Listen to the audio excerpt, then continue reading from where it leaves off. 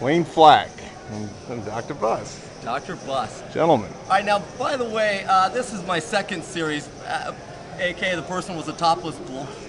Now we got Dr. Jerry Bus here, who has a lot to be thankful for. I don't know if y'all know, but it's 3-1 the series against Orlando right now. That is correct. You don't even have to go to the games anymore. Just sit back and collect that money, right? You get too nervous sitting in somebody else's arena. They cheer for the wrong team. It mixes up your head. Now, I went to many of Lakers games and got to sit with Jerry up in his box, and I'll tell you what, it's a treat. I'm very, very, very lucky man to be able to have these privileges. But Jerry has something that he wants everybody to know, hence the reason he's in this video. Go ahead, Jerry. Well, basically, Layne, I'm the one that made you famous. You know, everybody says, Layne Flack, I know him, I know him. But the point is, you and I were on the very first televised poker match. And since I own the Lakers, people turn into that time after time. They play it 10 times a year for years and years. And so where else could you get that kind of exposure? Poor Jerry used to I didn't know anything about Layne Flack till I saw that match on TV. 2001, me and Jerry got head up, and it was the largest World Poker show to date. So, and now Jerry, the only thing he always complained about is Layne. They play that on every flight I'm on, everywhere I go. All my players got to see it. And people keep telling me you shouldn't have laid down the tens. You had him beat. He was bluffing. I was bluffing, but you know, you know. Who lays down 2 tens to Layne Flack? I had so many chips, and Jerry was just so happy to be there. And there's, you know, I mean, there's no way in the world I didn't want it to get down to me and Jerry.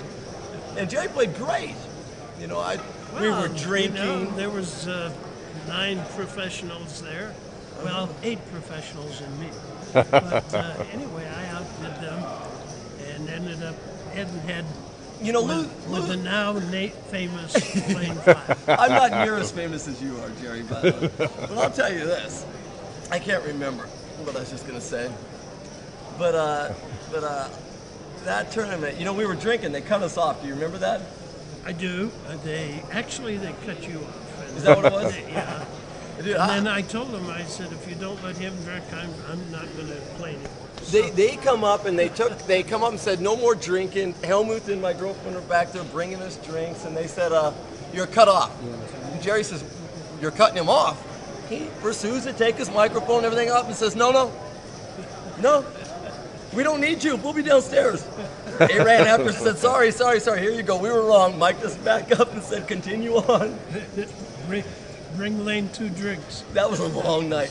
And Jerry's a bad enabler, I'm going to tell you what. He would not let me play another hand until that drink was gone. That's right. His strategies were endless. So Layne, we know how Jerry's series is going. 3-1. Lakers soon to be world champions. How's your World Series going? This will be my 8th tournament. I'm getting ready to play the 5K. I've cashed 3 times. 3 out of 7. Yeah, I bubbled the final table that Ivy won. I took 8th, and I took like 40th in the first Omaha, and I took like 60th in the 1100, 2500. See, Max, I just went out of the OE day 2. I've been putting in a lot of hours. A lot. Well done, Layne. That's tough. Till 3 every morning. I barely get in 8 hours of sleep. I don't have time for fun. My life is chaos. Let's go back and drink again. Let's go back and have a drink. You know, the good old days.